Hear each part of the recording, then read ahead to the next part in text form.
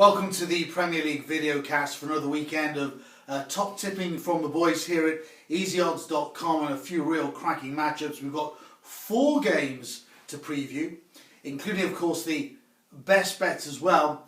And the gentleman in the middle of my screen now, as you can see, Simon Hopper, who not only won the cocktail competition at the Christmas Do for Easy Odds only last night, and doesn't he look fit and fresh after that sojourn, is the pride of Easy Odds following his nap selection last week, and I'm sure you all, I hopefully took advantage of it.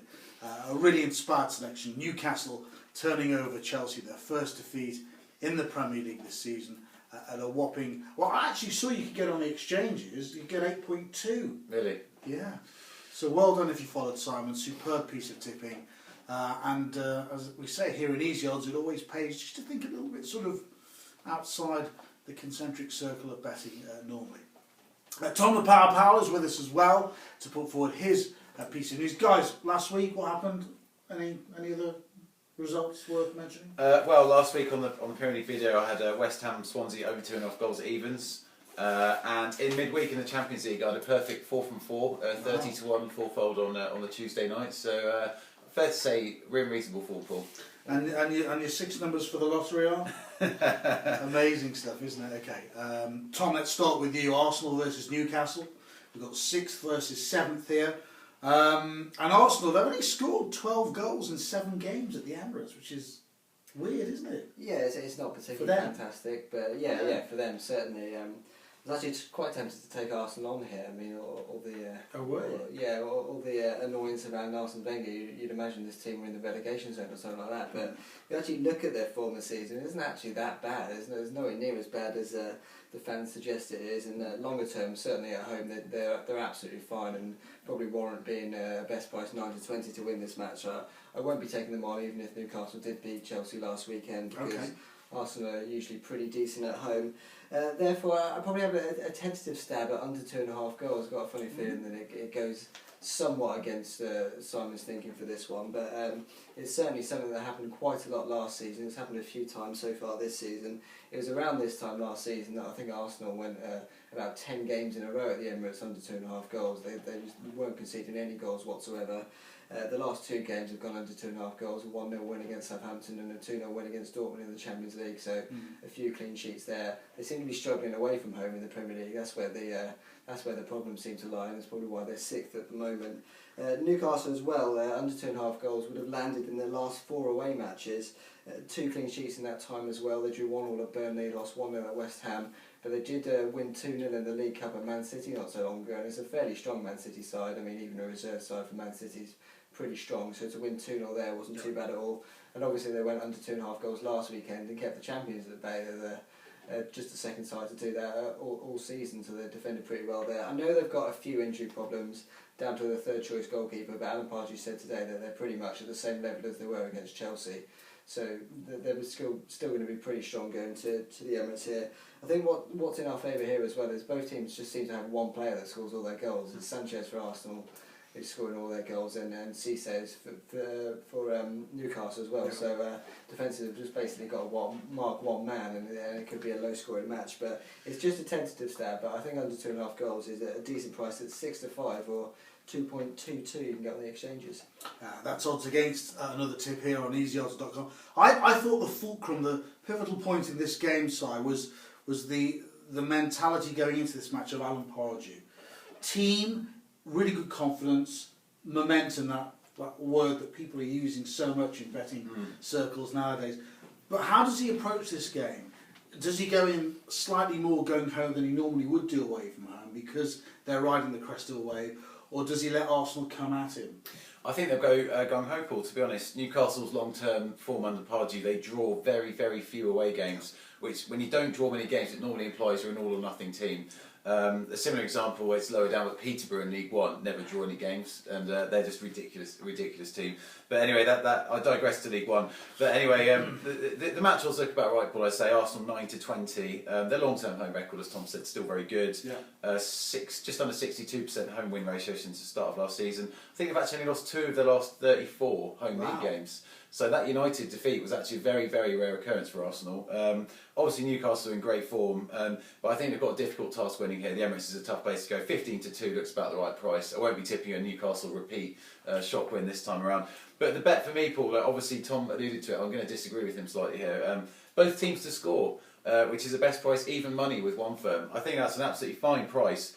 Obviously you'd expect Arsenal to keep up their end of the bargain here. They've scored in every home league game since February.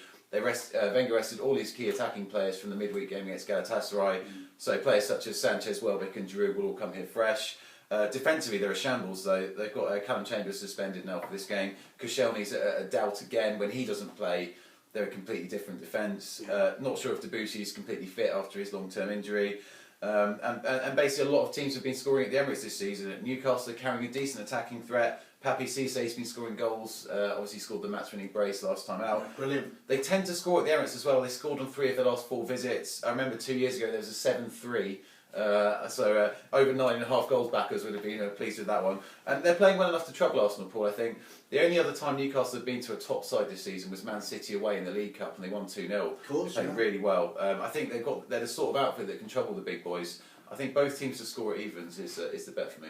Okay, that's Arsenal versus Newcastle. No odds-ons in this game. That's not what we play here in the Premier League video cast. And I think football, more than any other betting medium, is all about VFM. It's all about value for money. Let's go to Manchester United versus Liverpool. 3rd versus 9th. And I'm going to quote Mr. Hopper from his last piece because he mentioned the 2 words defensive shambles, Tom. Yeah. Which team are you referring to? Both of them.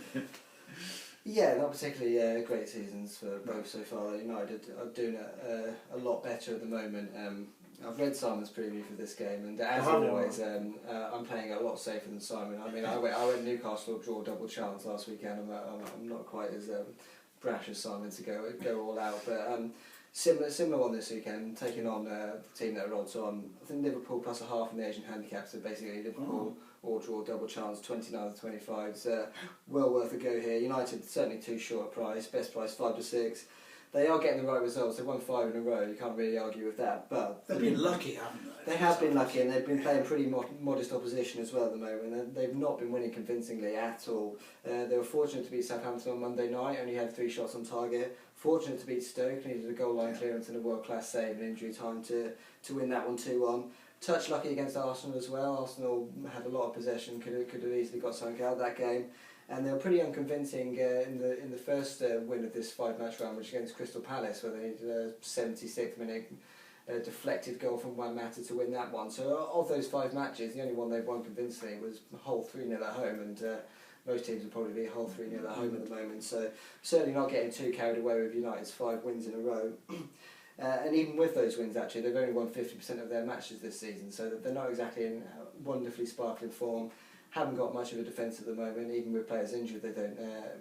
Even when players are fit, they haven't got a massively great defence. And Chris Smalling's out for this one as well, so I think they're down to just Johnny Evans at the back at the moment, On his own, which isn't brilliant. No. And then you look at Liverpool. I mean, I don't need Liverpool to win this game. I just need them to avoid defeat, which they've done in 5 matches in a row.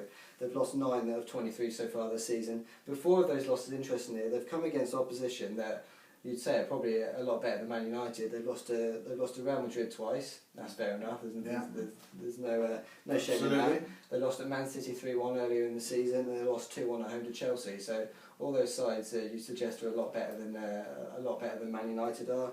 They won this fixture twice last season. There's not a lot to shout about because they haven't got the players that won those games in Sturridge and Suarez anymore. Sure. Well, they got Sturridge obviously, but he's injured. They won those 3-0 and 1-0. And they love being underdogs as well. It's classic Liverpool. They love just being underdogs in these games. They're well under pressure. And I just think their value to avoid defeat at Old Trafford here. Liverpool plus a half, 29-25. On the Asian handicap, which you can look up on easyodds.com. Down through the years, Liverpool sides going to Old Trafford. There have been many instances of surprises for the Merseysiders against the Mancunians. There's no doubt about it. They will be up for it big time. But there's an added incentive. Are they playing for the job of Brendan Rodgers? It's an interesting question, Paul. I don't think he'd go if they lost, but certainly they need to start bucking ideas up, or Rodgers will be going very soon. Yeah. But I think this is a great time to back Liverpool, Paul. I really do. This is classic market overreacting to short-term form. Liverpool are 77-20, which is just under 4-1. And you said it was third against ninth, Paul, but really the better barometer for me is the Premier League anti-post markets, Okay. right? And the bookmakers have United finishing third and Liverpool finishing fifth at the end of the season. Liverpool won't finish ninth. They're not the ninth best team in England. They're probably the fifth best team They're in playing England. like the ninth best. United aren't playing like the third best team in England. Well, though. exactly. So It's just a strange league, isn't it? in my opinion, this is basically third against fifth, Okay. and neither team should be as big as 77-20. It implies around just under a 1 in 5 chance of Liverpool winning the match. United have lost just under 1 in 3 of all their home league games since Sir Alex Ferguson retired. I would pretty much write off their recent form. They've won 6 of the last 7 at home in the league. 5 of those were against teams 12th or below in the table. Hardly any of them, apart from Hull, were convincing. Liverpool are still winning games away from Anfield. They've won 3 of 7 on the road this season in the league, which isn't absolutely terrible. I really think, considering United lose around 1 in 3 home games since Ferguson retired, and Liverpool win 1 in 2 away games since the start of last season, to give Liverpool a 1 in 5 chance after that is crazy to me. And don't forget, Liverpool did destroy Man United in this fixture last season 3-0. I know it's not entirely relevant anymore, but I still think it should be taken into account. Basically, a pure stats bet, Paul, it's got to be Liverpool to win at 77-20. Yeah, nearly 4-1. Can you believe it? And my young son is coming home from university this weekend and will force me to sit in front of the TV and watch this game, and we'll be going back to Bristol with his tail between his legs, I think, the following week. But you don't want to listen to me, you want to listen to these guys. Let's move on to Swansea versus Spurs. It's 8th versus 10th. Swansea, they have this most absurd record, sort of leaning massively one way, because 17 of their 22 points have come at home this season. Yeah, that doesn't surprise me at all. I mean, we previewed Swansea, their game against West Ham last weekend, and I was listing the teams that they played away from home. They actually had a pretty unfortunate set of away fixtures so far this season, gone to all the better sides. And the teams that have come to the Liberty Stadium in pretty modest opposition, usually bottom half of the Premier League, you can only really say that the 2-1 win over Arsenal was the only game where you'd have maybe expected Swansea not to win the match. So it's no surprise that that they've been picking up all their points at home so far this season. But I'd actually be wanting to back Spurs in some way in this game, because I think Swansea do tend to be a little bit overrated when they're at home. They certainly look a little bit too short to me at best price, 6-4. They've won just 3 of their last 12 matches. There's been a bit of a barren run. Recent home wins as well have come against Leicester and QPR, so they're beating teams that are basically relegation fodder so far. QPR lost all 8 of their away matches this season, and Leicester are absolutely terrible. No Lucas Fabianski for this game as well, which is, most people would say that's not too bad a thing, but he is better than Gerhard Tremmel. I suggest that, so that's certainly a negative. Generally, when Spurs are in post-Europa League action, it's not a good thing. They've really struggled so far this season, but they've already qualified, which I think is the main thing for them. So they're going to be sending a pretty weakened team to Besiktas tonight. I know Pochettino's already said that Harry Kane won't be travelling because he's key to their plans at the moment. So they should be pretty fresh for this match. They've also been in decent form so far of late on their travel. 3 wins from their last 4, and the lost game at Stamford Bridge as well, where everyone loses at the moment. So there's absolutely no shame in losing there. 3 of their 4 losses so far away from home this season have come against sides who have finished in the top 4 last season. They lost at Man City 4-1. They only drew 1-1 at Arsenal, and they lost 3-0 at Chelsea as well. So you can excuse them for losing some of their failing to win some of their matches so far this season. I'd keep the draw on side here, so I was looking in sort of this Tottenham draw no bet market, but you can actually get better odds again in the Asian handicap. Oh, Asian again? Tottenham plus 0 on the Asian handicap, which is effectively Tottenham draw no bet. Best price 117 to 100, just allows you to stake back obviously if Spurs only draw the game. But I think they can win this one. I don't rate Swansea that highly, and Spurs probably prefer to be playing away from White Hart Lane at the moment because their fans aren't happy. Yeah, they're not the greatest fans in the world, are they? That's Spurs. Well, we don't alienate the Spurs fans. No, but they're not.